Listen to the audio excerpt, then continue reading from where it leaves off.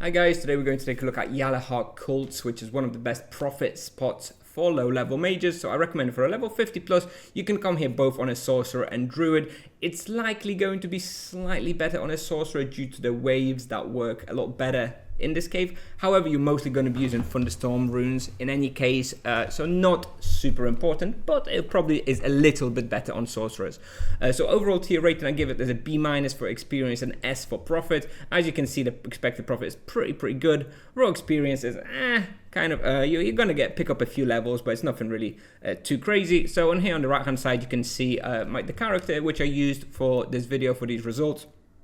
So nothing incredible. I think it has about 60 base magic level, which is pretty good, but doesn't really matter all too much. Difficulty, I give it a 6 out of 10. Those monsters do deal a fair amount of damage, and if you get unlucky and you get comboed by a few of the acolytes, the few of the cults, it can be a bit tricky. But it doesn't happen too often, to be honest. Just don't run in like a headless chicken into 10 different cults, and you're gonna be all right. And just to be clear for everybody who might not know, the majority of the profit comes from these two items. The one on the right is called a rope belt, and it's used in the void imbuement, usually go for about 3k a piece. And on the left here we have, what is it called? It's a mask. This one drops from the enlightened of the cult. I don't remember what it's called right now, I'm sorry, but this one is used, I believe, in the holy imbuement, holy protection imbuement, and those usually go for like 10k a piece or more. So this is where your profit comes from. Make sure to be picking those up and selling them on the market if you don't need to use them yourself. Moving on, requirements level 50 plus, like I mentioned, just so your HP pool is big enough.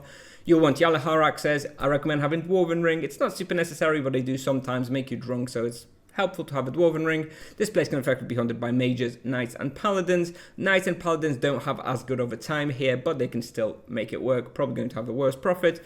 I recommend at least 1 powerful void or 2 times basic void.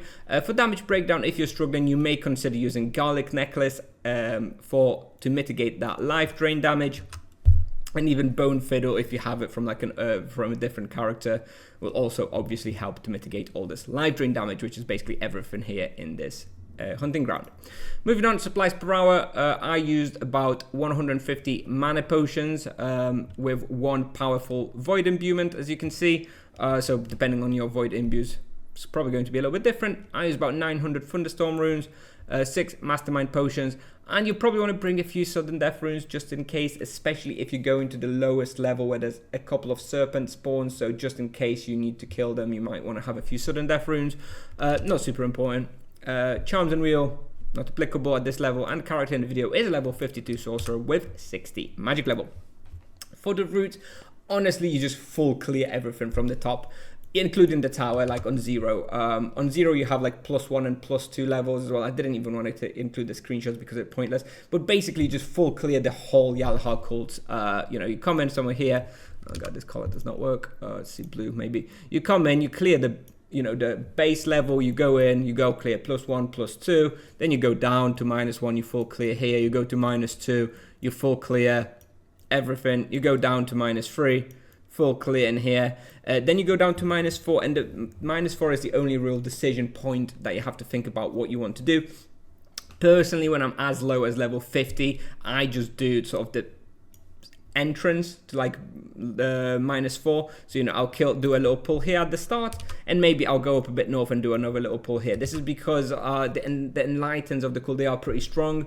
Don't want to push our luck, especially as here, if you go further, you've got a couple of serpent spawns in there. If they get lured out, very dangerous for a level 50 mage who's presumably hunting on health and not on magic shield, so be careful. So yeah, that's basically it. And then once you clear -4, you just go back and restart from the start. So relatively simple route, very profitable spot. Definitely recommend it if you're in need of some money. Anyway, that's what I have for you today, guys. So thank you very much for watching, and I will see you in the next one. Bye bye.